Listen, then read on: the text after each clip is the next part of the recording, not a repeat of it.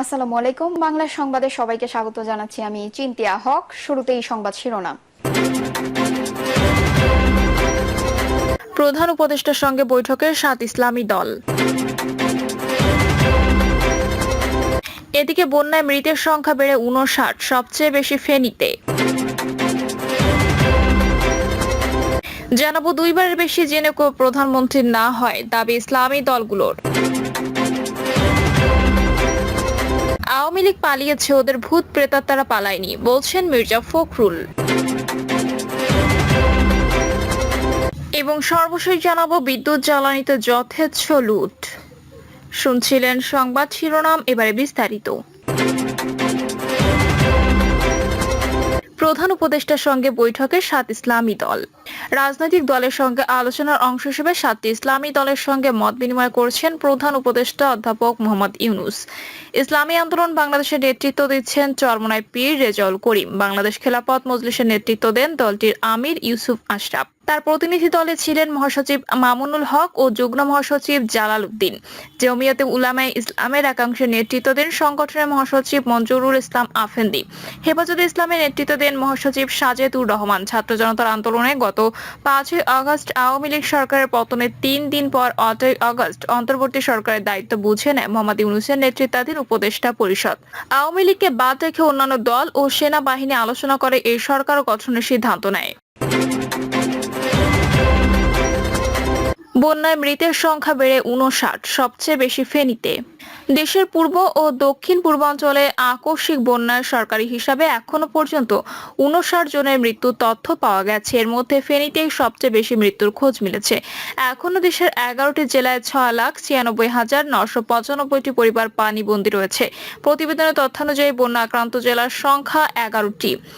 ফেনী, কুমিল্লা, চট্টগ্রাম, খাগড়াছড়ি, নোয়াখালী, মৌলভীবাজার, হবিগঞ্জ, ব্রাহ্মণবাড়িয়া, সিলেট, লক্ষ্মীপুর ও কক্সবাজার। মৃত ৫৯ জনের মধ্যে পুরুষ ৪১ জন, নারী ৬ জন ও শিশু ১২ জনের মধ্যে কুমিল্লায় রয়েছে ১৪, ফেনীতে ২৩, চট্টগ্রামে ৬, খাগড়াছড়ি ১, নোয়াখালী ১, ব্রাহ্মণবাড়িয়া ১, লক্ষ্মীপুর ১, কক্সবাজারে ৩ জন এবং মৌলভীবাজারে ১ জন। নিখোঁজ রয়েছেন ১ জন। প্রতিবেদনে বলা হয়, চট্টগ্রাম, হবিগঞ্জ, সিলেট, খাগড়াছড়ি ও কক্সবাজার জেলা বন্যা পরিস্থিতি সম্পূর্ণ স্বাভাবিক। মৌলভীবাজার ও ব্রাহ্মণবাড়িয়া জেলার বন্যা পরিস্থিতির উন্নতি হয়েছে এবং কুমিল্লা, ফেনী, নোয়াখালী ও লক্ষ্মীপুর জেলার বন্যা পরিস্থিতির উন্নতি হচ্ছে।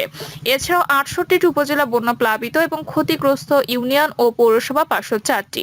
বর্তমানে মোট ৬,৯৬,৯৯৫টি পরিবার পানিবন্দী রয়েছে। ক্ষতিগ্রস্ত সংখ্যা ৫৪,৫৭,৭০২ জন। পানিবন্দী ও ক্ষতিগ্রস্ত লোকদের আশ্রয় দেওয়ার জন্য মোট ৩,৯২৮টি আশ্রয় কেন্দ্র খোলা হয়েছে এবং আশ্রয় কেন্দ্রগুলোতে মোট ৩,৯৩,৩০৫ জন লোক এবং ৩৬,১৩৯টি গবাদি পশুকে আশ্রয় দেওয়া হচ্ছে। ১১ জেলার ক্ষতিগ্রস্তদের চিকিৎসা সেবা দেওয়ার জন্য মোট ৫১৯টি মেডিকেল টিম চালু রয়েছে। দুইবারের বেশি যেন কেউ প্রধানমন্ত্রী না হয় দাবি ইসলামী দলগুলোর। অন্তর্বর্তী সরকারের প্রধান উপদেষ্টা ডক্টর মোহাম্মদ ইউনূসের সঙ্গে বৈঠকে বেশ কিছু সংস্কার প্রস্তাব দিয়েছে ইসলামী দলগুলো। তাদের দাবির মধ্যে অন্যতম হলো দুইবারের বেশি যেন কেউ প্রধানমন্ত্রী না হয়। তিনি সাংবাদিকদের বলেন, প্রধান উপদেষ্টার সঙ্গে বৈঠকে আমরা বেশ কিছু সংস্কার প্রস্তাব দিয়েছি। নির্বাচন ব্যবস্থার আমূল সংস্কার আনার দাবি জানিয়েছি। সংবিধানে আল্লাহর প্রতি আস্থা ও বিশ্বাস ফিরিয়ে আনতে হবে। ইসলাম বিরোধী কোনো আইন যেন না হয়। দুইবারের বেশি যেন কেউ প্রধানমন্ত্রী না হয়। মাওলানা মামুনুল হক বলেন, কাল বিলম্ব না করে সকল হত্যাকাণ্ডের দ্রুত বিচারের দাবি জানিয়েছি। প্রয়োজনে ট্রাইব্যুনালের মাধ্যমে বিচার করতে হবে। হেফাজতে নেতাকর্মীদের বিরুদ্ধে সব মামলা ১ মাসের মধ্যে প্রত্যাহার করার দাবিও জানানো হয়েছে বলেন তিনি আরো বলেন, আগামী দিনের সহযোগিতার ব্যাপারে প্রধান উপদেষ্টা যে আহ্বান জানিয়েছেন তাতে আমরা সাড়া দিয়েছি। প্রয়োজনীয় সংস্কার করে অযথা কাল বিলম্ব না করে যেন নির্বাচনে দেওয়া হয় তার দাবি জানিয়েছি। এক্ষেত্রে সুনির্দিষ্ট কোনো সময় বেঁধে দেওয়া হয়নি। আওয়ামী লীগ পালিয়েছে, ওদের ভূত প্রেতাত্মারা পালায়নি, বলছেন মির্জা ফখরুল। বিএনপির মহাসচিব মির্জা ফখরুল ইসলাম আলমগীর বলেছেন, হাসিনার মন্ত্রী-টন্ত্রীরা কোথায়? ওরা আজ পালিয়েছে। আমরা কি পালিয়েছি? বেগম জিয়া কি পালিয়েছেন? ওরা পালিয়েছে। তাদেরকে পালিয়ে চলে যেতে হয়েছে কেন? আমাদের ছাত্র সমাজের আন্দোলনের মুখে তারা পালিয়ে যেতে বাধ্য হয়েছে। আওয়ামী লীগ পালিয়ে চলে গেছে, কিন্তু ওদের ভূত প্রেতাত্মারা এখনো পালায়নি। তারা আবারও চেষ্টা করবে কি করে তারা ফিরে আসতে পারবে। মির্জা ফখরুল বলেন, আমরা ১৫ থেকে ১৬ বছর ধরে অত্যাচারিত হয়েছে। আমাদের প্রায় ৭০০ মানুষকে গুম করে দিয়েছে। লাকসামের পারভেজ হিরুকে গুম করে দিয়েছে, ঢাকাতে প্রায় 700 লোককে গুলি করেছে, আমাদের কয়েক হাজার লোককে গুলি করে হত্যা করেছে, এমনকি এই আন্দোলনে তারা রাস্তার মধ্যে আমাদের ছেলে মেয়েদের পাখির মতো গুলি করে হত্যা করেছে। এদের হাত থেকে আমরা এখন মুক্ত হলেও এই যে এখন স্বাধীনতা, এই স্বাধীনতাকে সহিংসত করতে হবে, এটাতে এখন জোরদার করতে হবে। ছাত্র জনতার যে ঐক্য তৈরি হয়েছে সেই ঐক্যকে আরো শক্ত করে ধরতে হবে।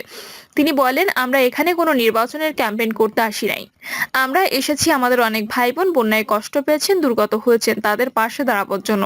বেগম খালেদা জিয়া এবং তারেক রহমানের নির্দেশে এখানে এসেছি। আজকে আমরা কোনো নির্বাচনের কথা বলবো না, আমরা বাংলাদেশের কথা বলতে চাই। যে ফ্যাসিবাদ ফিরে গেছে তারা যাতে আবার ফিরে আসতে না পারে, সেজন্য আমাদেরকে বর্তমানে যে সরকার আছে তাদেরকে সহযোগিতা করতে হবে। মির্জা ফখরুল বলেন, আমাদের রাজনৈতিক দলগুলোকে ঐক্যবদ্ধ হতে হবে, ঐক্যবদ্ধ হয়ে এই স্বাধীনতাকে সুসংহত করতে হবে। আজকে ওরা চলে গেছে বলে আমরা একেবারে স্থানীয় হয়ে গেছি, যা কিছু করতে পারি না, যা খুশি তা করতে গেলে আমাদের এই স্বাধীনতা থাকবে না। ওরা আবার ফিরে আসবে, আবার আমাদের উপর জুলুম নির্যাতন শুরু করবে। এই মুহূর্তে আমরা যেটা চিন্তা করব সেটা হচ্ছে আমরা এই সরকারকে সহযোগিতা করব, আমাদের পুলিশ বাহিনীকে সহযোগিতা করব, প্রশাসনকে সহযোগিতা করব, ঐক্য দৃঢ় রেখে একসঙ্গে কাজ করব। বিএনপি মহাসচিব বলেন, আমরা 31 দফা দিয়েছিলাম সংস্কার করার জন্য, এখন যে রাষ্ট্র ব্যবস্থা আছে এভাবে রাষ্ট্র চলতে পারে না। এজন্য আমাদের অর্থনীতিকে ঢেলে সাজাতে হবে, বিচার বিভাগকে ঢেলে সাজাতে হবে, ন্যায় বিচার প্রতিষ্ঠার জন্য আমাদের পুলিশ প্রশাসনকে সাজাতে হবে, আমাদের মিডিয়াকে সাজাতে হবে, সর্বোপরি ইলেকশন কমিশনকে সাজাতে হবে। আমরা যেন ভোট দিতে পারি, আমার ভোট আমি দিতে পারি, যাকে খুশি তাকে দিতে পারি, সেই ব্যবস্থা করতে হবে। এর জন্য তো সময় লাগবে, এই সময় পর্যন্ত আমরা অপেক্ষা করব, আমরা তৈরি হব, আমরা নিজেদের মানুষের দোরগোড়ায় নিয়ে যাব, আমাদের যাতে মানুষ খারাপ না বলে। তিনি বলে, একটা কথা পরিষ্কার করে বলি ভাই, কোনো চাঁদাবাজি চলবে না, দখলদারি চলবে না, যারা এসব করবে তাদেরকে ধরিয়ে দিন, এরাই আমাদের দলকে এবং দেশকে নষ্ট করতে চায়। প্রশাসনকে বলবো যারা এটা করবে তাদের গ্রেপ্তার করেন, এদের বিরুদ্ধে ব্যবস্থা নেন। বিদ্যুৎ জ্বালানিতে যথেচ্ছ লুট। আওয়ামী লীগ 2009 সালে সরকার গঠনের সময় খুচরায় প্রতি ইউনিট বিদ্যুতের গড় দাম ছিল 3 টাকা 73 পয়সা। বর্তমানে গ্রাহক পর্যায়ে প্রতি ইউনিট বিদ্যুতের দাম 8 টাকা 95 পয়সা, অর্থাৎ গত 15.5 বছরে খুচরায় বিদ্যুতের দাম বেড়েছে 142%। 2009 সালে গ্যাসের 2 চুলার মাসিক বিল ছিল 450 টাকা, এখন তা বেড়ে হয়েছে 1080 টাকা, অর্থাৎ গেল 15.5 বছরে গ্যাসের দাম বেড়েছে 140%। এই সময় বিদ্যুৎ খাতের লোকসান ঠেকেছে 2 লাখ কোটি টাকার উপরে। বিপরীতে সরকার ভর্তুকি দিয়েছে 1,37,000 কোটি টাকা। গত 5 বছরে তরল প্রাকৃতিক গ্যাস আমদানিতে ভর্তুকি দিতে হয়েছে 26,000 কোটি টাকা। বিদ্যুৎ ও জ্বালানির এই অস্বাভাবিক মূল্যবৃদ্ধি এবং বিপুল লোকসানের জন্য বিশ্লেষকরা আওয়ামী লীগ সরকারের অপরিকল্পিত উচ্চাভিলাষী উন্নয়ন কর্মকাণ্ড ও দায়মুক্তি আইনের আড়ালে দলীয় ব্যবসায়ীদের সুবিধা প্রদানকে দায়ী করেন। পাশাপাশি ওই সময় বিদ্যুৎ ও জ্বালানি খাতের দায়িত্বে থাকা উপদেষ্টা, প্রতিমন্ত্রী, সচিব সহ ঊর্ধ্বতন মহলে দুর্নীতি ও খাতকে বিপর্যয়ের দিকে ঠেলে দিয়েছে বলে মনে করেন তারা। দেশের বিদ্যুৎ ঘাটতিকে পুঁজি করে দ্রুত বিদ্যুৎ ও জ্বালানি সরবরাহ বিশেষ বিধান পাশ করা হয় 2010 সালে। এই আইনে টেন্ডার ছাড়াই প্রকল্প বাস্তবায়নের সুযোগ দেওয়া হয়। এরপর দেশের ভবিষ্যৎ বিদ্যুৎ চাহিদার অবাস্তব প্রাক্কলন করে একের পর এক ব্যয়বহুল প্রকল্প গ্রহণ করা হয়। প্রয়োজন না থাকলেও অনেক প্রকল্প দেওয়া হয় রাজনৈতিক বিবেচনায়। শেখ হাসিনার বেসরকারি শিল্প ও বিনিয়োগ উপদেষ্টা সালমান এফ রহমান, সাবেক সংসদ সদস্য নাহিম রাজাক সহ প্রায় 2 ডজন সংসদ সদস্য সৌর বিদ্যুৎ কেন্দ্র সহ নানা প্রকল্পের কাজ পান। সামিট, ইউনাইটেড পাওয়ার, বাংলা ক্যাট, মোহাম্মদী গ্রুপ, ডরিন, বারাক, সিনহা সহ বেশ কিছু কোম্পানি একের পর এক বিদ্যুৎ কেন্দ্র স্থাপন করে। যদি এত বেশি কেন্দ্রের প্রয়োজন ছিল না বলে অনেক বিশেষজ্ঞ মনে করেন। ফলে অনেক কেন্দ্রই নামমাত্র বিদ্যুৎ উৎপাদন করে শত শত কোটি টাকা আয় করে। ভারতের প্রধানমন্ত্রী নরেন্দ্র মোদীর ঘনিষ্ঠ ব্যবসায়ী আদানি ও রিলায়েন্সকে দেওয়া হয় বিদ্যুৎ ব্যবসা। রাশিয়া ও চীনের কোম্পানিকে গ্যাস কূপ খননের কাজ দেওয়া হয় বেশি দামে। জনগণের প্রবল প্রতিবাদ উপেক্ষা করে সুন্দরবন ঘেঁষে ভারতের সঙ্গে যৌথ বিদ্যুৎ কেন্দ্র নির্মাণ করা হয়। দেশীয় উৎপাদন ও অনুসন্ধানের দিকে নজর না দিয়ে গ্যাস সংকটকে পুঁজি করে অসৎ উদ্দেশ্যে এলএনজি আমদানির সুযোগ সৃষ্টি হয়। পছন্দের কোম্পানিকে এলএনজি ব্যবসায় যুক্ত করে বিপুল অর্থ হাতিয়ে নেওয়ার সুযোগ দেওয়া হয়। অভিযোগ রয়েছে, গত 15 বছরে বিদ্যুৎ ও জ্বালানিতে মোটা দাগে 4টি সিন্ডিকেট লুটেপুটে খেয়েছে। শেখ হাসিনা প্রশাসন আমলে ডক্টর তৌফিক-ই ইলাহি চৌধুরী বিদ্যুৎ ও জ্বালানি উপদেষ্টার দায়িত্ব পালন করেন। তবে বিদ্যুতের চেয়ে জ্বালানি খাতে তার প্রভাব ছিল বেশি। বিশেষ করে গ্যাসপ্রমকে কূপ খননের কাজ দেওয়া, সৌর বিদ্যুৎ প্রকল্প, এলএনজি ও এলপিজি ব্যবসার সুযোগ বৃদ্ধি, কূপ খনন সহ বিভিন্ন কাজে উপদেষ্টা প্রভাব বিস্তার করতেন বলে জানা গেছে। গ্যাস সংকটের কারণে সরকার দীর্ঘদিন গ্যাস সংযোগ প্রদান বন্ধ রাখে, তবে বিশেষ বিবেচনায় শিল্পে কিছু গ্যাস সংযোগ দেওয়া হয়। তৌফিক ইলাহি ছিলেন এই সংক্রান্ত একটি উচ্চ পর্যায়ের কমিটি প্রধান। এই কমিটির বিরুদ্ধে গ্যাস সংযোগে ঘুষ নেওয়ার অভিযোগ রয়েছে। 2014 থেকে 2024 সাল পর্যন্ত 10 বছর বিদ্যুৎ ও জ্বালানি প্রতিমন্ত্রী ছিলেন ঢাকা 3 আসনের সংসদ সদস্য নুরুল হামিদ। অভিযোগ রয়েছে তিনি বিদ্যুৎ ও জ্বালানি খাতে নিজস্ব সিন্ডিকেট গড়ে তুলেছেন, তবে তার প্রভাব বেশি ছিল বিদ্যুতে জ্বালানিতে। নানা কার্যক্রম নিয়ে বিভিন্ন সময় তার সঙ্গে উপদেষ্টার মত বিরোধ ঘটে। স্বার্থ সংশ্লিষ্ট কাজে বাধা সৃষ্টি করে নাজিম উদ্দিন চৌধুরী সহ জ্বালানি বিভাগের একাধিক সচিবের সঙ্গে তার বিরোধ সৃষ্টি হয়। বিদ্যুৎ সচিব আহমেদ কাউস, যিনি পরে প্রধানমন্ত্রী মুখ্য সচিব হন, তার সঙ্গে নসরুল হামিদের বিরোধ ছিল সচিবালয়ে আলোচিত ঘটনা। নসরুল হামিদের ছোট ভাই ইন্তেখাবুল হামিদ অপু, সাবেক সেতুমন্ত্রী ওবায়দুল কাদেরের এক ভাতিজা ও কেরানীগঞ্জের শাহিন চেয়ারম্যান মিলে একটি সিন্ডিকেট গড়ে ওঠে। আওয়ামী লীগ নেতাদের রাষ্ট্রীয় মালিকানাধীন কোম্পানির পরিচালনা পর্ষদে স্থান দিয়ে সিন্ডিকেট করার অভিযোগ রয়েছে। সিলেটের বিভিন্ন গ্যাসকূপ খননে চীনের সিনোপ্যাককে কাজ দেওয়া নসরুল হামিদের প্রভাব ছিল বলে জানা যায়। তার ছোট ভাই ইস্তেখাবুলের নেতৃত্বে একটি সিন্ডিকেট দেশি বিদেশি বিভিন্ন কোম্পানির সঙ্গে জোট করে কয়েক হাজার কোটি টাকার কাজ বাগিয়ে নেন।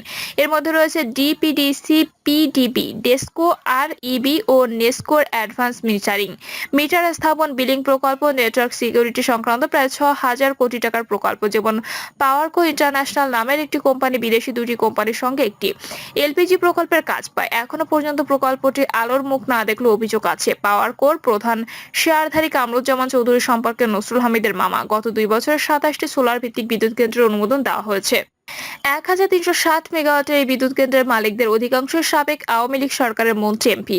তাদের মধ্যে নসরুল হামিদের ছোট ভাই ইস্তেখাবুল হামিদ অপুর 2টি বিদ্যুৎ কেন্দ্র রয়েছে। এছাড়া আছে নাহিম রাজ্জাকের একটি, বিসিবি সাবেক পরিচালক জালালি ইউনুসের একটি, সাবেক পররাষ্ট্রমন্ত্রী হাসান মাহমুদের একটি, সাবেক ভূমিমন্ত্রী সাইফুজ্জামান চৌধুরী জাবেদের ছোট ভাইয়ের একটি, আব্দুল সালামের একটি, সাবেক পররাষ্ট্র প্রতিমন্ত্রী শাহরিয়ার আলমের একটি, টাঙ্গাইলের তানভীর হাসানের একটি, সাবেক ধর্মমন্ত্রী ফরিদুর রহমানের একটি, সিলেটের হাবিবুর রহমান এমপির একটি ও রাজশাহী অঞ্চলের এই এমপির একটি বিদ্যুৎ কেন্দ্র।